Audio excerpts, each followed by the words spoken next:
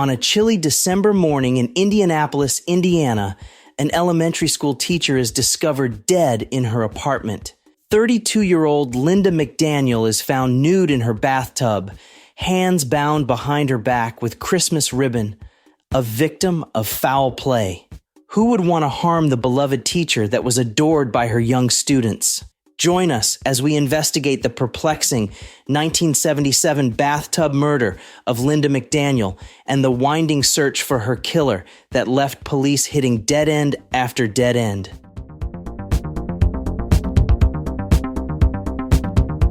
Oh, man. What is up, everybody? I hope you're having a good day. My name is John, and I am on my period. How are your cramps? How you holding up? Y'all talk about your periods like it's that bad. I mean, that shit is fucking not bad. We need to have a John tries with the period cramp simulator. Mm-hmm. I mean, I would imagine it's kind of like the TENS, the muscle thing that you have. It's kind of like that, but internally. Can you imagine? It's like someone stabbing you. So the best way to not have periods is just always have a baby in you. Or you can just, have another. Or not. That one's going to come back and haunt me. Yep. Hey, buddy. John, I was telling Niquiz that if you guys record on Tuesday, let me know and I can come that day since I'm off from school and everything. All right. Yeah. Just be here by 6 a.m. Okay. So sleep over on Monday? No, you can't sleep over. You're so weird. Jenny, you're in a mood. You can come anytime you want. We record Tuesdays and Thursdays usually. Perf. I'll be here on Tuesday. And we record, it's like 5, I don't know, it's between 5 and 7, right? When do we record a story? When Nicole's done with Usually work. we start at 6-ish. Yeah. It's usually a short story. Like these are supposed to be the longest stories today, and then I do really short stories during the week, It depends on if we're trying to eat dinner first, if we're starving, kind of a thing, Mm-hmm. But usually around 6. Mm-hmm. Well, I have to take advantage of when you guys are closer because when you move, it'll be a little bit farther away. I know. It'll be more like an hour. Yeah, how does it feel? Oh my God. You are such a grudge holder. My God. I really honestly, if for whatever reason, if you guys moved to Omaha, Nebraska or something, and I was left behind, he would still be. Remember that time that you moved out and bought your own house? Yeah. Listen, I always say I always say I stand my ground on this because it's not like I moved right down the street and moved away from you. I moved for work and I bought my own house. Exactly. I'm not renting an apartment. I'm not living in another person's house. Yeah, I know. You moved in with Hillary. Do not even put that out in the universe, in the multiverse. My gosh. Don't. We have a few shout outs today, actually. All right. People are still doing the membership thing? Yeah. So Kendra is our newest small taco. And then I thought I gave Heidi a shout out already, but I might not have because she did message and mentioned it. So congratulations and welcome to Heidi as well. And then today when we do our surprise shot, it is for Oscar. Oscar. Oh, what's up? That's the Oregonian. It's upstanding citizen of Oregon. Love it. No more thug life. So you said Kendra, Heidi. Thank you guys so much for supporting us. Yes. And then today I'm really excited for the surprise shot. So this is for Oscar. Surprise shot. We don't know what they are because they're a surprise. I realize I only said shot, but I did say shot twice. You do that. You interchange it. That I feel like we should print out the lyrics for you so you don't forget. It's catchy though. It still hits every time. So was this a specific request from this is a Jen Oscar? Collins special. All right. So. Well, thank you. And thank you, Oscar. Thank you, Oscar. For Cheers. supporting us. Cheers. Ooh, was that chocolate? that was really good. That is Yum. Sippin' Saints chocolate milk. Oh my God. It literally tastes like chocolate milk. That was really good. That was good. 10 out of 10. Hey, Kimar. Kimar. What's up? Glad First to have time you here here. from Germany. Welcome. We have been getting some Germany people. Lars is from Germany. I think this is maybe him. Oh, Probably. I don't know. Maybe. We also, Also, Lars, hey, Martin. Lars is from Germany.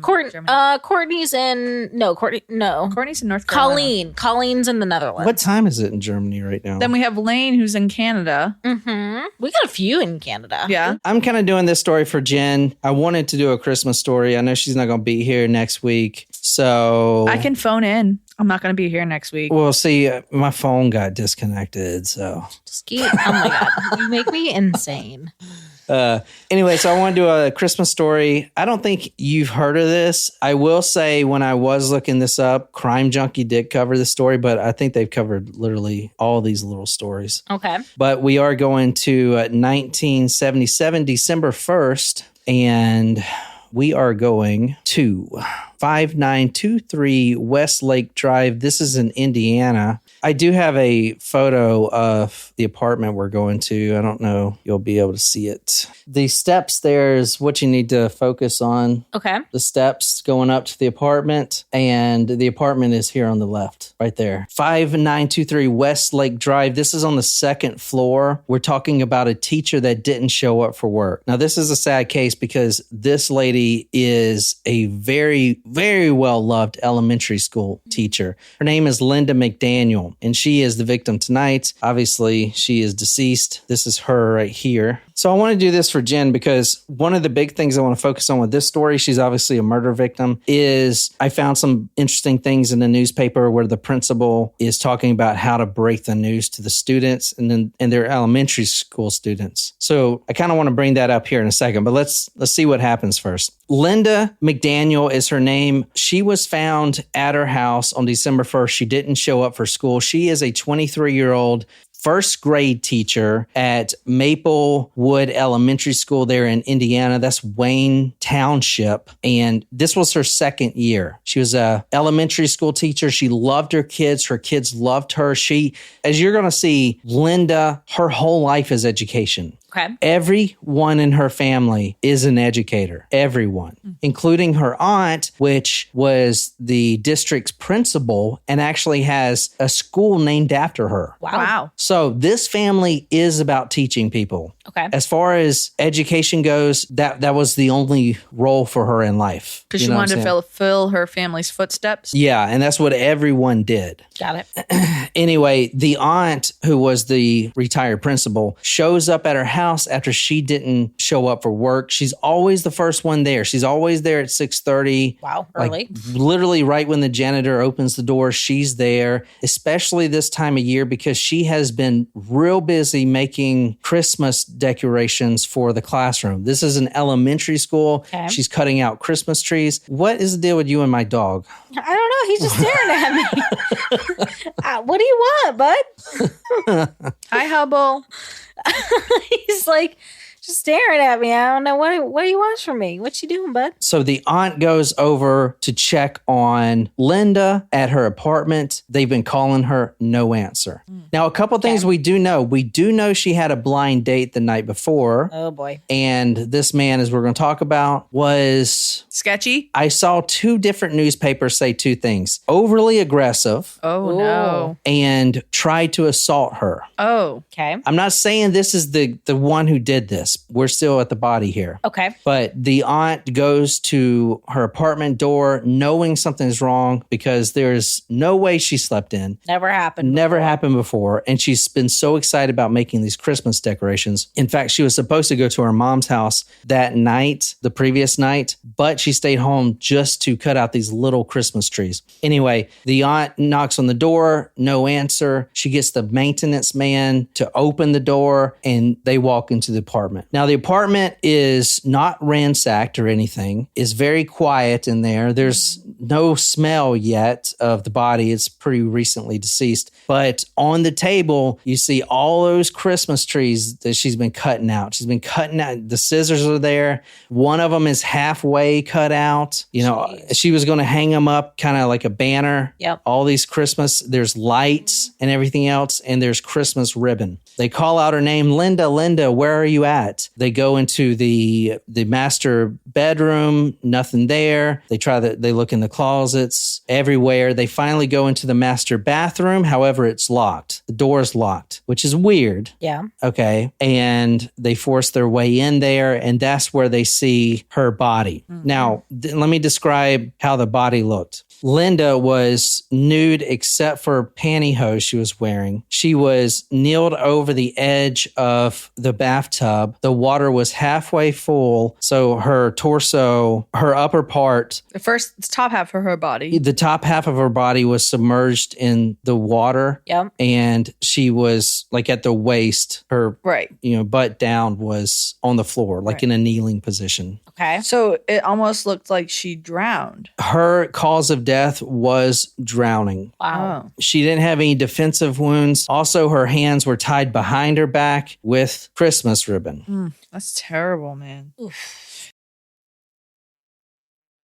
From the Indianapolis News, the victim, Lynda Mcdaniel, was found with her arms tied behind her with Christmas ribbons. She had been gagged and her body was slumped over the side of a partially filled bathtub in her apartment. Miss McDaniel was clad only in panties.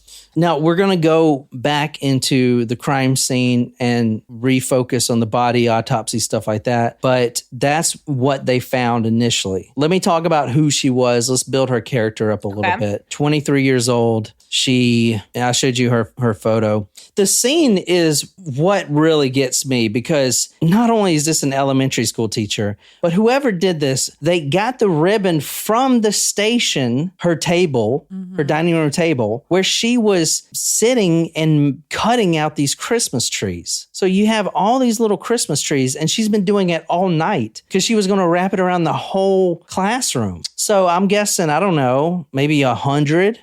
So the killer goes and grabs the Christmas ribbon that was going to be for the kids' classroom. I mean, what the hell, you know? It's pretty deranged. Yeah. Yeah. So it's an interesting thing though. If someone like broke in, for example, I know we haven't gone too far into the story. Right. Did they not bring their own weapon? Did something escalate and they improvised? See, for me, when he said that it was a quiet scene, makes it seem like this was someone that she let into her house. He said there was a blind date the night before. So I would assume that it was someone that she knew or was getting to know. Someone that was invited in. It looks like she was threatened and then complied. Okay, maybe if he just ties my hands, I'll be fine. Yeah. You know, I don't know though. Anyway, let's talk about that in a little bit. Let's find out who this is. Lynda, she graduated at the top of her class, the top 3%, but she had to work for it. Everyone else in her family, including her sister, who was also a teacher, including her mom and her aunt, who were also educators, that all came easy for them. But she had to work at it, and she graduated the top after all that hard work. She was passionate about teaching and loved by all of her students. She was also independent, 23 years old. She just got this job. This is her second year, and she's only been in this apartment for 7 months. She's brand new moving into an apartment by herself. When Lynda moved into her apartment, she wanted to prove that if she could get a job, she could make it on her own. Lynda's aunt, Mrs. McClellan, said, There's an interview with her sister now from 2014, and you can tell if she was anything like her sister, educator her whole life, still working in the school district after all these years, even after retirement, you know what I'm saying? Yep. So, you know, it's sad to see. Lynda was working on her master's degree at the time as well, even though she was going to continue to be a teacher. She just loved education that much. Can you read what the superintendent said?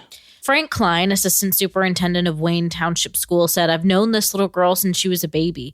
I was the one who hired her 2 years ago. What do you guys think about this so far? We're going to talk about the suspects and everything. It's just sad. Yeah, like, you know, sad. When you think about educators, and this is something that kind of like hits me sometimes when I'm out and about, but like they're important community members. Like you, like, you know, especially today with the class sizes the way they are, especially in my district, like you're seeing at least 120 students a day. And then you have like crazy.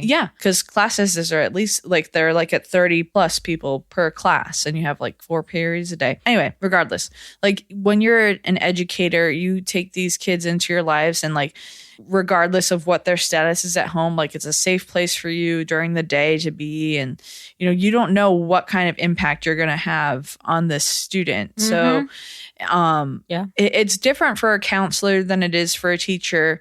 Because you don't see the students every day, but like the students, they see you every day when you're a teacher. Yeah. Like you're, and especially an elementary school student, like you are such a main part of their life. Because even like I'm in high school, obviously, but like, so they have four teachers a day, but the elementary students, they typically have one teacher the whole year. And it's like they see them more than they see their family, probably. Like that's how it is for me with my coworkers. And, I see them more than I see my family, more than I see you guys. So like you're such an important part of someone's life. And just for like that to someone to be taken away like that, regardless if you're a teacher or not, but in this specific case, like it's very sad. Yeah. What I wanted to ask you about is breaking the news to the students. These are elementary school students. And from what I found in the paper, the school principal, I don't know if that's always like that, if he's the one that would have to do it. Like, let's say you have a teacher, but this is interesting how they did it. I found this really interesting. Everything was a normal day. The next day, the kids show up at the bus stop like usual. However, on this day, when the bus pulled up to the school, the kids get off and they find the principal and all of their parents there. And then that's how they break the news to them. Got it. Yeah. So when there is some sort of crisis that happens at a school, there is a plan set in place. And, the principal is typically the person that would spearhead that, and then you have people that are responsible for certain things. In my experience, like if there unfortunately we've had student deaths and we've also had staff deaths, and like so this like the principal will tell the staff, like if there was another staff member who passed away, they'll like there was, in my experience, has been like a staff meeting first, and then like say, hey, we have a meeting at this time, and they'll tell us in person first. Like, but if it was a student, like you would call the staff members who had the student and tell them, hey, like this happened, and there will be a plan in place for that from there. Yeah, but you're also talking about your students are older, so like parents would be involved in this one. I mean, like if I was 15 and my teachers died, I mean that would suck, but I wouldn't be. If I was 7, it'd be like, oh my god, what the I don't know. Well, especially too because it goes back to you've got one teacher that you have for the whole year, not multiple. Well, yeah, it would make sense to have the parents available at that time, for that class and to be told in person. Yeah. And I think that, in my case, I think the students' families were notified as well, but maybe I don't think it was in person. I think it was via email, but I don't remember exactly. But yeah, for this, you would want to break it in person and have the parents there, I think, for elementary school students. From the Indianapolis News, December 2nd, 1977, we called all the homes of the children in her class, Principal Thomas Long said, and we told the parents what had happened. We felt it would be best if their parents met them at the bus and told them about it. One of the reactions I got in contacting a lot of the parents was just how much the children loved her. Not only the children, but also the other teachers. The principal said, quote, they took it all very, very hard, especially a couple of the teachers who had worked very closely with her. Yeah. This is from the sister, what the sister had said about her. Quote, what Lynda Mcdaniel had wanted most out of life, from what her sister said, was to get married and have children. That had been her dream all of her life. She loved children and always planned to teach elementary school. Let's go back to the actual crime scene. But first, the FBI did do a behavioral analysis on the killer that was still uncaught. This was 3 years after the crime, so I'm going to read this. Oh, wow. The FBI said a white male, 35 to 40 at the time of the crime, socially or occupationally associated with McDaniel. And that's like what you said, because there was no disturbed. She knew. Yeah. And even the purse, like her purse, which didn't have a lot of money, but it wasn't ransacked. Everything was there. Robbery wasn't the motive. And the door wasn't busted down. Although the sliding glass door going down towards those steps that I showed you, that was slightly ajar. Okay. So, but it wasn't like broken or anything. It wasn't broken, and the front door was locked as well. Okay. So someone could have walked in that sliding glass door. Who knows? Real quick, Shram asked, are there any legalities to how that type of news is told to students? I can't speak on the legal aspect, but normally you would, I would assume that once you get the news, you would report it to your higher up at the district and they would guide you on what to do. So back to the FBI profile, they think that this guy was married at the time of the crime and living with his wife and family, but experiencing conflict with his spouse. After the murder, he and his wife likely went into counseling, but later separated or divorced, possibly a military veteran. Prior to the crime, experiencing financial or marital distress, didn't participate much in family activities, spent a lot of time in bars. After the crime, possibly after counseling, drastically reduced alcohol consumption. Previously had been inside of McDaniel's apartment. Prior to the murder, had no criminal record other than traffic tickets or possibly public intoxication. They did get fingerprints at the time. They ran them through the database. It didn't get any hits. And from what I've seen, the latest news was 2014, still unsolved. They ran the DNA. There was a little bit of DNA like on the doorknob and stuff like that. Still no hits. Wow. I'm shocked that they couldn't solve this. Yeah. Well, yeah. I mean, DNA may solve it eventually with the genetic stuff. Yeah. The sliding glass door, slightly ajar, no signs of forced entry, front door locked from the inside, bathroom door locked by the killer, purse untouched. Her outfit was missing. So he took the outfit with her because the outfit that she had wore the previous day was neatly hung up in the closet area. The Christmas tree decorations and scissors were still on the table. She had a single bruise on her left arm, almost like being gripped. Do you think that maybe it's a possibility, and this is the 70s, so the whole sexual freedom stage is happening, but do you think it's a possibility that she was about to get intimate but hung up her outfit or maybe it was someone that did break in to the house and she was just about to go to bed and she had just finished hanging up her outfit but didn't take her pantyhose off yet? Could be. Because I mean, if they took the outfit with them, that's, I don't know, that's a lot to assume, but if the outfit was hung up, then maybe she was getting undressed and was putting it. Well, she was also wearing her contact lenses, so you take them off before bed. Right. Right, but maybe I feel the last thing you do before you go to bed. Though. Yeah, I would usually, I don't have contacts, but I would assume that you would get undressed and then do that after. I don't know. Everyone's routine is different. Maybe she hadn't taken a shower yet. So she had called her mom because they had a date, a get together set up, and she canceled it because of the Christmas decorations she was cutting out. She also called one of her girlfriends that night and said the previous night she had a blind date with the man. She never gave the guy's name, but said that this guy was too aggressive, but he had called her and wanted to come back over to apologize. So if he came over, then most likely he is the killer, but nobody knows who she went on a date nobody with? knows who the blind date was or where she even met this blind date. Yeah. That's a lot. I mean, I guess, I feel like if you went on a blind date now, you would at least tell someone their name. I feel like that's just what people do for safety now. Well, then again, this is in the 70s, and maybe maybe it was someone that she was ashamed of going on a blind date with. Maybe. Or, maybe she didn't know his full name. You know what I mean? If it was a blind date, maybe she hadn't met him yet. Maybe someone I guess in a blind date, it implies someone set you up. Right. So maybe somebody had to know. Someone who set her up. Well, who would set her up? Her best friend and girlfriend didn't know the name at all of this blind date. And the girlfriend also said, don't let him come over. Don't let him come over. Because he was coming over to apologize for being too aggressive. Maybe they're using the term blind date and it was someone she randomly met at the grocery store and he asked her out. Yeah. And she said, yeah. Or maybe it was a coworker and she didn't want anyone to know that she was dating them. So she used the term blind date. That's a good observation right there. Throw somebody off. I like that theory. Hey, Joanne. What's up, Joanne? Before we get... I can't every time. Yeah. I love it, too. I love it. Before we get on to the suspects, okay, I want to talk about a similar murder that was in the newspaper. If you want to...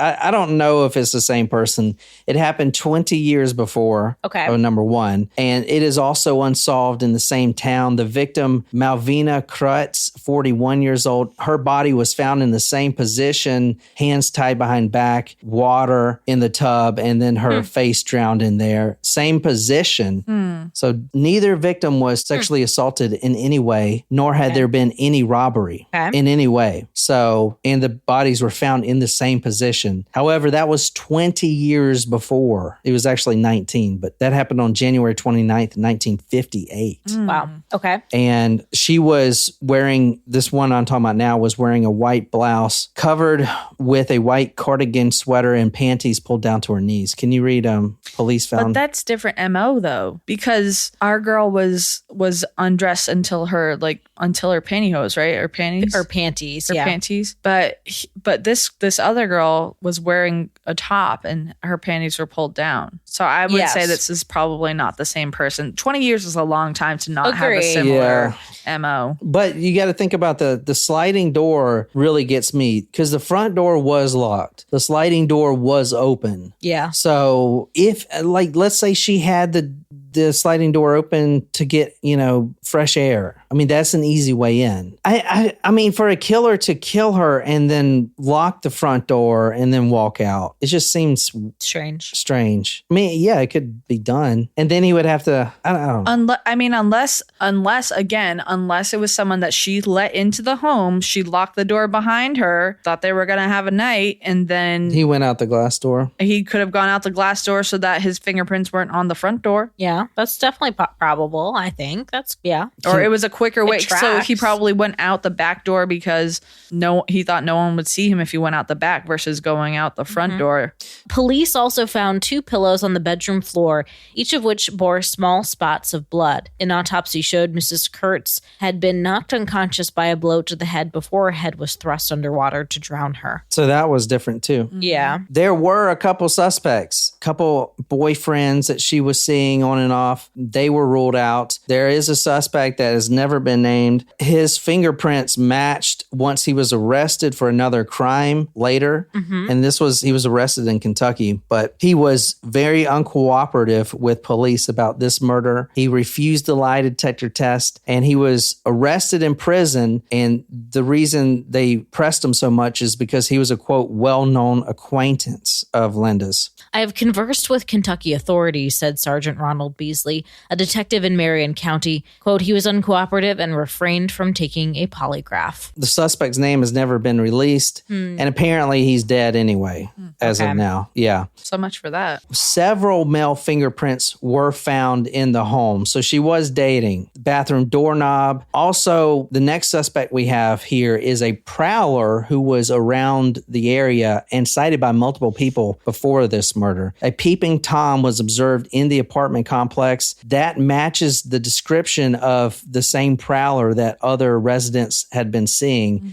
especially on the night of December 1st, the murder night. One resident who called the police to report the missing Tom watched him out of her own window peeping into other apartment windows. Shortly after the body of Lynda Mcdaniel was discovered and our investigation began, we received information about a prowler in the Portugal apartments. According to a citizen's report, the prowler was seen at about 10 p.m. the night of the murder, running toward the Westlake Arms complex, said Marion County Detective Jack Patterson. So, I mean, it could have very well been this prowler guy, especially since the sliding glass door was open. Right. I don't know. What do you guys... I mean, it could be. I mean, maybe she forgot to close her glass sliding door. Yeah. Yeah. And that's how he got in. I mean, and he could have taken her by, that also, it sounds like it could be like maybe she came home from her date, locked her door, and then she was getting ready for bed, and he was inside and took her by surprise. Could be. Yeah. Gosh, the unsolved ones kind of make me crazy. And it really frustrates me that somebody can get away with murder. It was interesting listening to the sister talk about this all these years later. Once she's come to terms with it and everything, she says she feels bad for the killer, that he had to live with this. And he may be dead now, but he had to live with this. She kind of thinks it was an accident, like it went too far type of thing. And then he felt like he had no choice. You know what I'm saying? Yeah. But it was interesting. She said in an interview, if he was caught now for DNA or whatever, she wouldn't want to go to court, which makes sense. I mean, it's been so long ago. They've moved on. You know, why would you want to go to court? I don't know. I found that really interesting. Yeah. Brings up old wounds. Yeah. Like, I mean, I guess it could be really if it's not super strong, it would probably be really crushing if it couldn't bring a conviction. Right. Yeah. Because this is nearly, almost 40 years later at this point. So... Yeah, I mean, I guess with something like that, you would obviously, whenever something happens and we don't have an answer, you want closure, no matter what the situation is, whether it's from dating someone and being broken up with to a crime such as tragic as this. But, you know, time, I hate to be so corny, but time heals a lot. Yeah. And if you don't have it, like, I feel like it would be more hurtful to go there and go through the whole process of a trial and have someone found not guilty than to just have it set in your mind that this is who did it.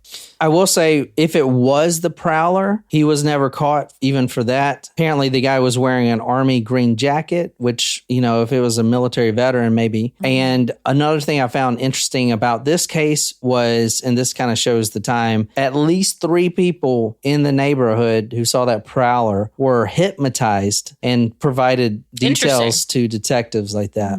But still, this case is unsolved. Wow. And, you know, unless they had suspects, but they all fizzled out. Wow. Unless there's a match for genetic ancestry DNA, which may happen. Literally, like, that's happening all the time now. Yeah. But the detective of this case, I seen in a recent interview with him, he says he's pretty sure that whoever did this is dead. Anyway, the guy, if he ever gets caught, is termed the Christmas ribbon killer. And that's why I did the story, because, you know, Christmas. Right. And, you know.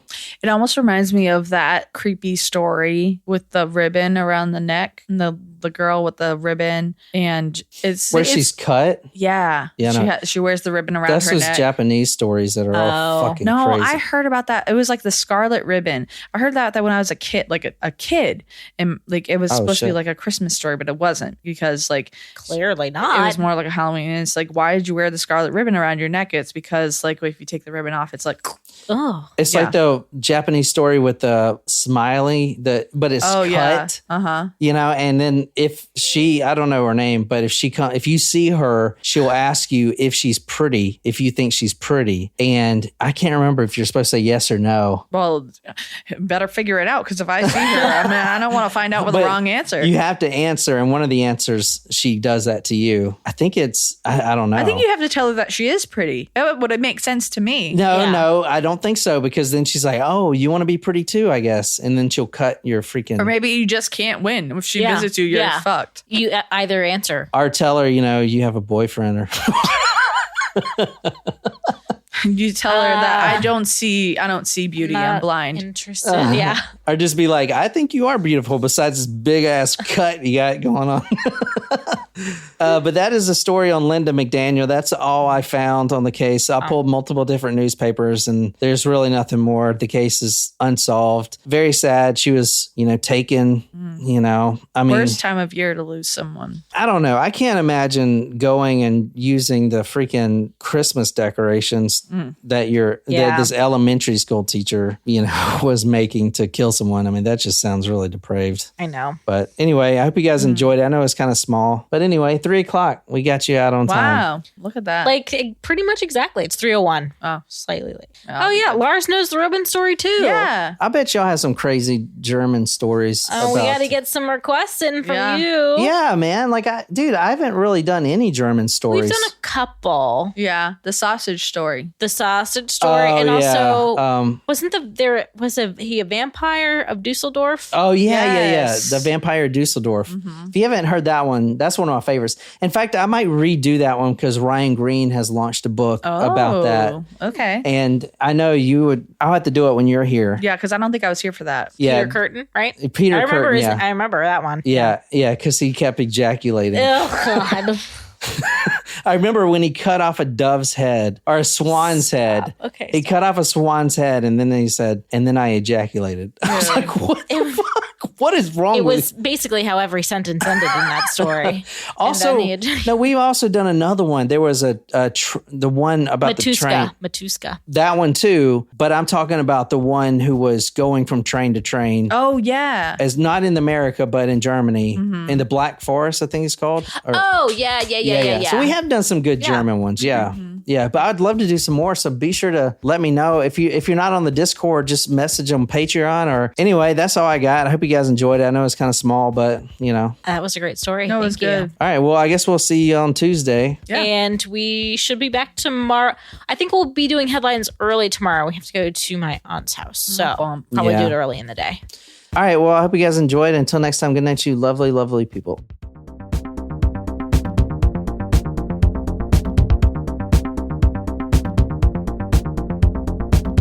Run this shit.